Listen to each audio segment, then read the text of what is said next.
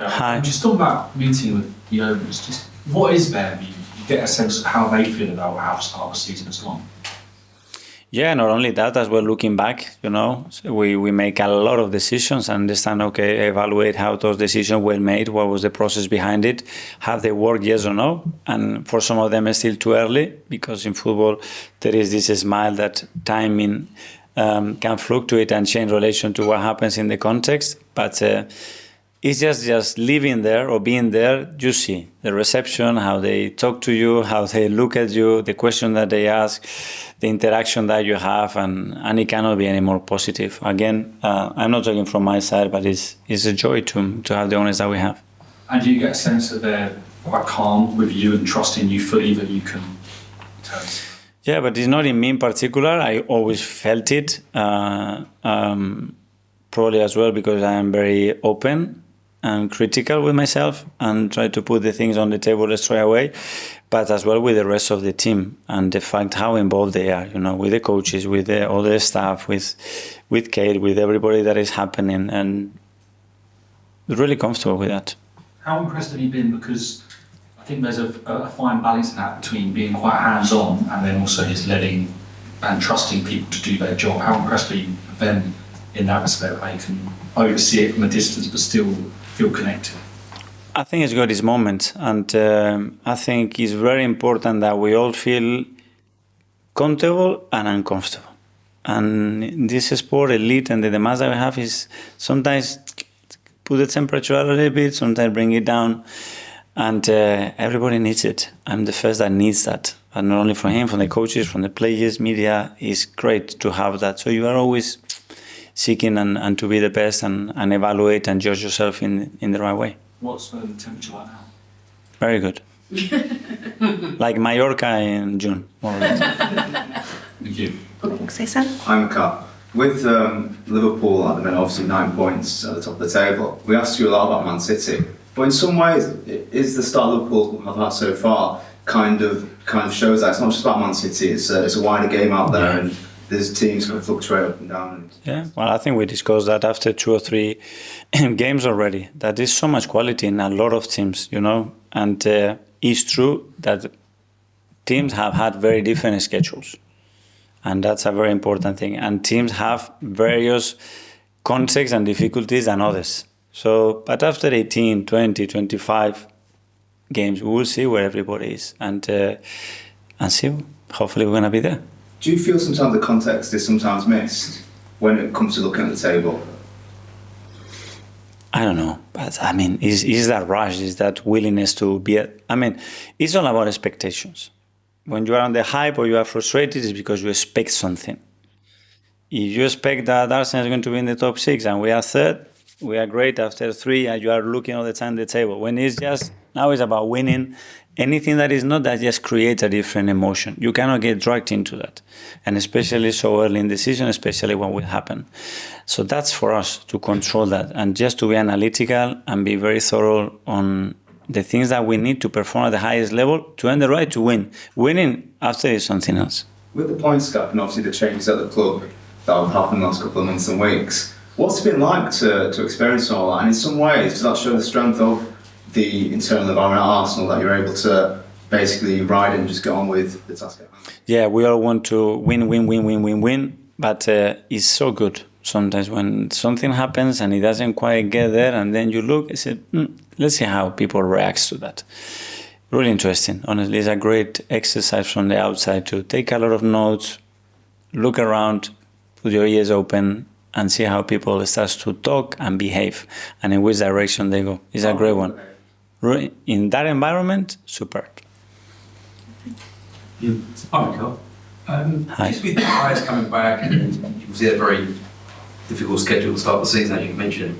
Does it feel like the season starts now?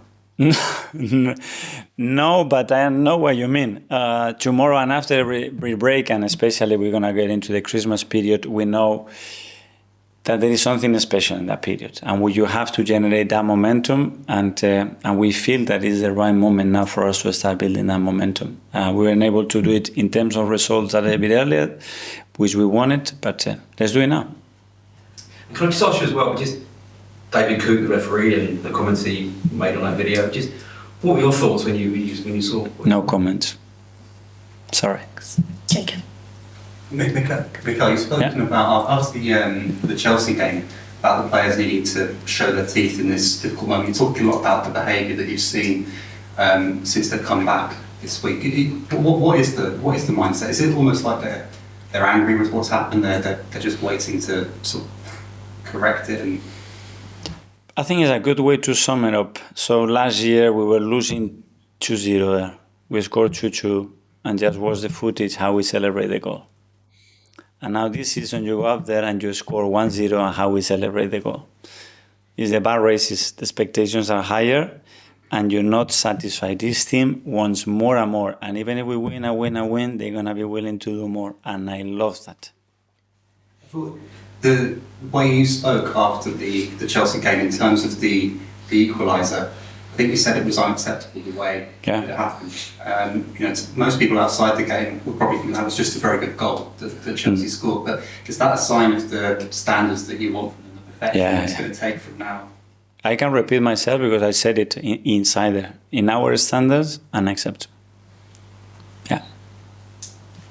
How do you manage the expectations of the fans and everybody? I can't.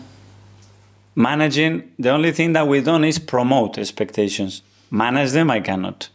I can promote them. So when people expected something about this club and where they were, and it's gone up there, great. This is my job.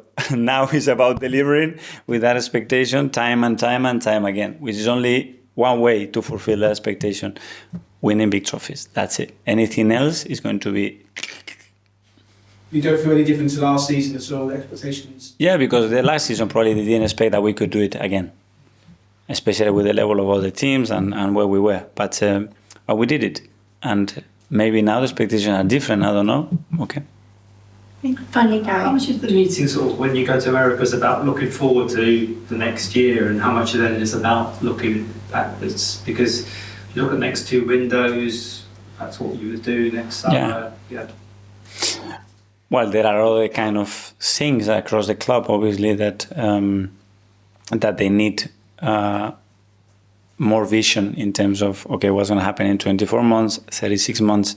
But where we especially spend time on is, okay, what's going to happen in the next 12 months. Yeah.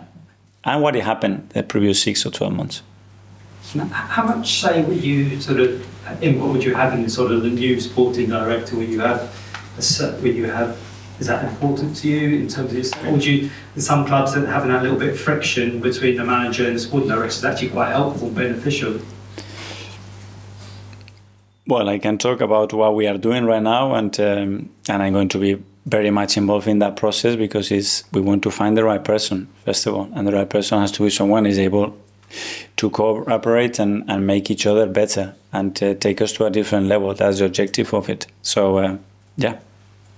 Mikel, just a quick one on Zinchenko. He had a good game for Ukraine in the midweek. He's obviously an important player for you. Do you think he can kickstart his season on the back of that? Yes, and hopefully that will be a trigger to start to see the best version of Alex because we really need him. And I agree that he had a really good game, and emotionally you could tell how good that was and how important it was, especially playing for his country. So we need now to lift his level and bring him back to what he can deliver. Thank you, Lane. Thanks, everyone. Thank you.